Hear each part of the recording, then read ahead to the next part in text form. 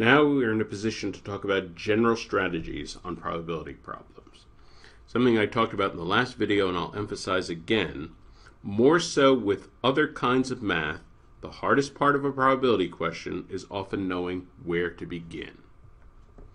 So in this video, I'll talk a little more about what you might do to master this very difficult skill, where to begin a probability question. It may help you to rephrase the problem in your own words, especially if that involves the words and or. In other words, if you can rephrase it and you wind up with and or statements, that would be a very good suggestion that you'd be able to use the algebraic rules. So in the previous video, we talked about listing formal algebraic probability rules and counting techniques. These are the three broad categories of solutions. For listing or counting solutions, all individual cases must be equally likely. Sometimes one has to reframe what quote-unquote counts as an individual case to identify the cases that are truly equally likely. So for example, suppose you're rolling two die. You want to know what's the probability of getting a 7. Well, a not very good way to frame this would be to say, well, you roll two die, you can get anything from a 2 to a 12. That's 11 possibilities. Getting a 7 must be 1 out of those 11. You can't do it that way because the probabilities of getting different rolls are different. There's a different probability of rolling a 3 or a 4 or a 5. Those are different probabilities. What you really have to do is reframe it so you're looking at the output on each individual dice.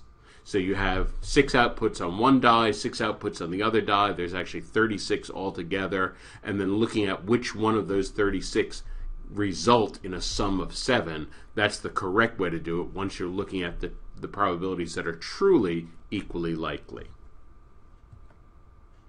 For solutions involving formal algebraic rules, it probably will help to identify the conditions as letters. So in other words, if it's not given to you in algebraic form, write it in algebraic form. That will help you.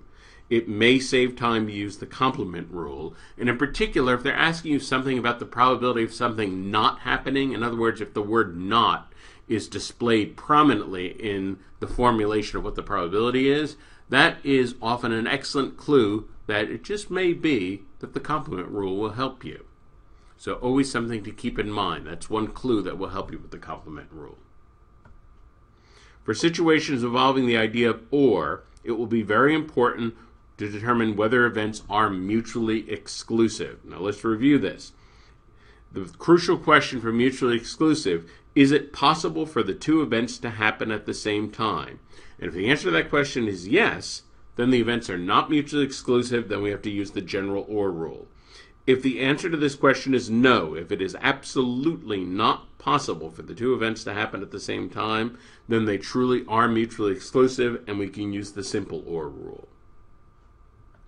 For situations involving the idea of and, it will be important to determine whether the events are independent. Let's review this. The crucial question here is, when one event happens, does this change or influence the outcome of the other event? Another way to say this is, knowing how one event turns out, does that give us any information at all about how the other event would turn out?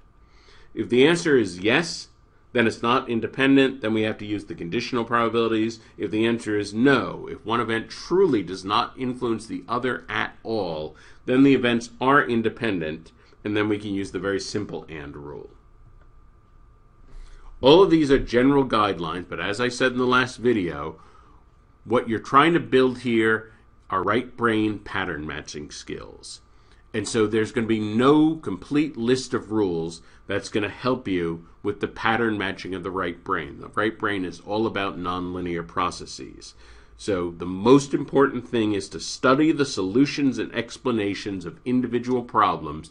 Even if you get the question right, always read the explanation of a probability question because you're looking at how do they frame the problem. What is their initial approach? What is the way they set up the problem? That's the pattern you're trying to learn.